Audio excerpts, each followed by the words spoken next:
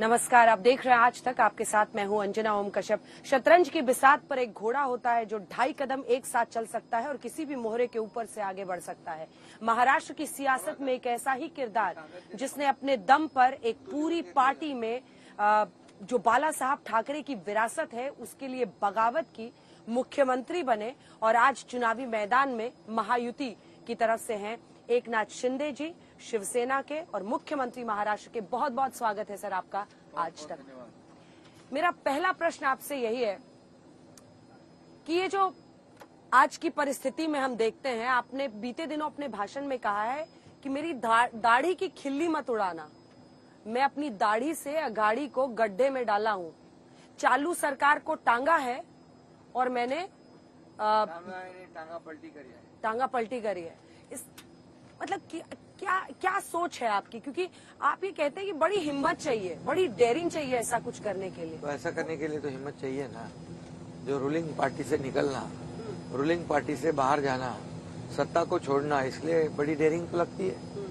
और इतने 50 लोगों को साथ में रखना, ये भी बड़ी डेयरिंग और विश्वास की बात होती है।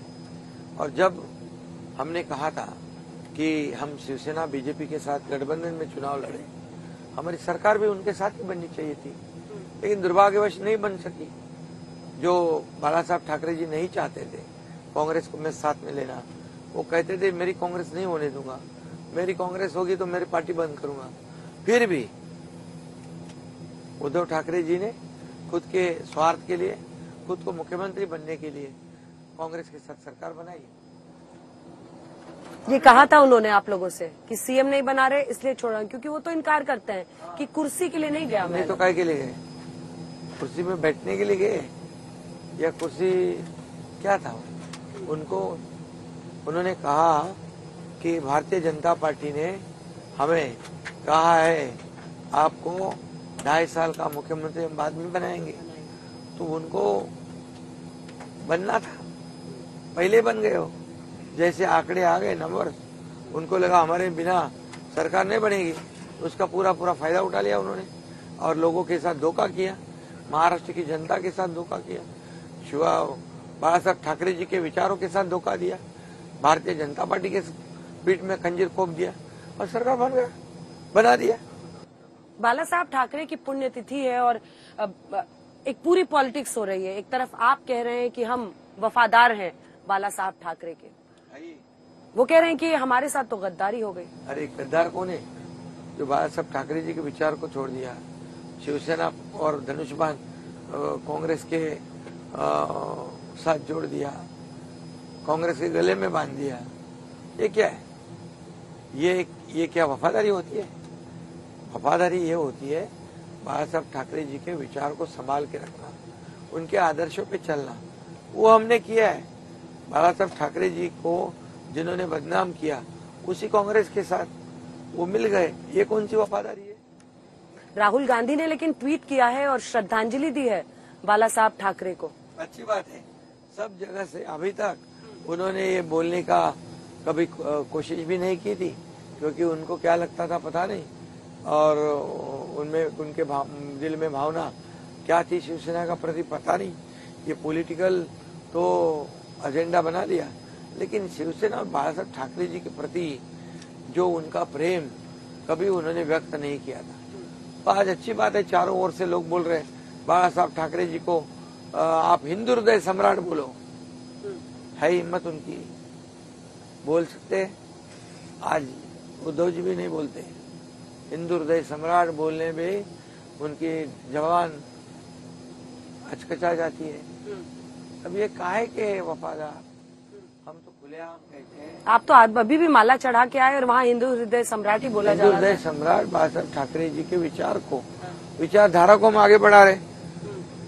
जो उनको चाहिए था वही कर रहे। उनको डेवलपमेंट चाहिए थी, उनको कल्याणकारी योजना चाहिए थी, इस राज्य का विकास चाहिए थी, ये गरीब तबके के लोगों को बड़ी मदद देनी चाहिए थी, वो कर रहे हैं हम।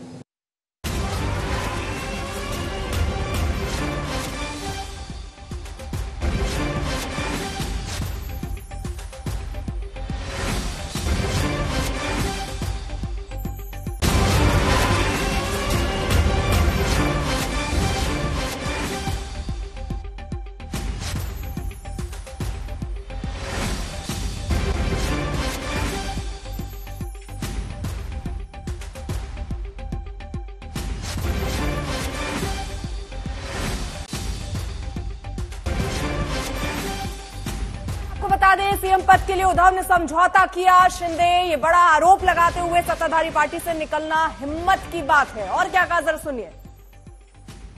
हिंदू हृदय सम्राट आप कह रहे हैं, वहां से लेकर आज महायुति के हिस्से में बटेंगे तो कटेंगे वाला नारा आपको फिट बैठता है? अब अजीत पवार हो, पंकजा मुंडे, अशोक चव्हाण सब कह रहे हैं ये नारा महाराष्ट्र में नहीं चलेगा। देखिए, उसको शिंदे जी को जमता है। अलग अलग तरीके से उसका इस्तेमाल कर रहे हैं, अलग अलग तरीके से उसका अर्थ निकाल रहे हैं।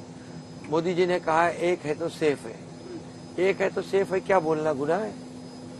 हमको एक होकर हमारे राज्य में जो चुनाव है एक होकर वोट करना कहना गुनाह है? चुनाव आयोग भी कहता है, गवर्नमेंट मशीनरी भी कहते हैं वोट का परसेंटेज बढ़ाओ, लोकसभा में कम हुआ था। तो एक होकर एक है तो सेफ है, इसका मतलब क्या है? हम सब लोग मिलकर ये लोकशाही में वोट करें और महायुति सरकार को जिताए, जो महायुति सरकार हमारे राज्य को सुरक्षित रख सकती है, हमारे माँ बहनों को, बेटियों को सुरक्षित रख सकती है, इसका विकास कर सकती है। ये क्या है? जैसे ब्रिटिशों ने तोड़ो फोड़ो और राज करो, ऐसे कांग्रेस कर रही है, महाविकास आघाड़ी कर रही है। जैसे लोकसभा में फेक नैरेटिव फैलाकर डराया, सबको धमकाया, संविधान बदलेगा, मुसलमानों को डराया, क्रिश्चियनों को डराया, आदिवासियों को डराया, पिछड़ी जातियों को डराया, वोट ले लिए। संविधान बदलने वाला है। और ये चुनाव जो है ये लोकलाइज चुनाव है, ये स्थानिक मुद्दों पर चुनाव है, ये विकास के मुद्दों पर चुनाव है। और इसलिए एक होकर, एकजुट होकर अपने आप में बांटो मत। और जैसे तोड़ो फोड़ो और राज करो, ये ब्रिटिश की जो पॉलिसी ये कांग्रेस महाविकास आघाड़ी कर रही, उनको आप नहीं पूछ रहे क्या आप ऐसे क्यों बोल रहे हैं? लेकिन हम सब मिलकर का मतलब क्या है? हम सब मिलकर या हिंदू मिलकर? आप उन्होंने ऐसा कहा है क्या? नहीं, ऐसा नहीं कहा है। तो फिर क्यों ऐतराज क्यों? तो ऐतराज क्यों? किस बात का ऐतराज है? क्या हमें साथ में नहीं आना चाहिए? मोदी जी के साथ में तो हम सब हैं। मोदी जी ने देश का विकास जो किया है वो गौरव की बात है। मोदी जी ने हमारे देश का नाम पूरे दुनिया में रोशन किया है, ये हमारे लिए अभिमान की बात है। कौन पूछता था इससे पहले? कोई प्रधानमंत्री विदेश जाता है, गया कभी, आया कभी, कुछ लगता है।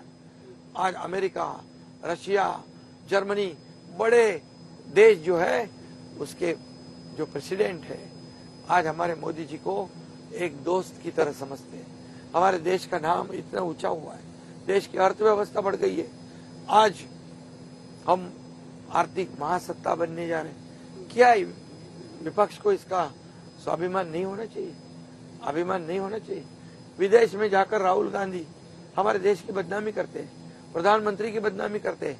यहाँ पर कहते हैं संविधान बदलेंगे, संविधान बदला जाएगा, और वहाँ कहते आरक्षण रद्द करो, कॉन्स्टिट्यूशन को चैलेंज करते हैं।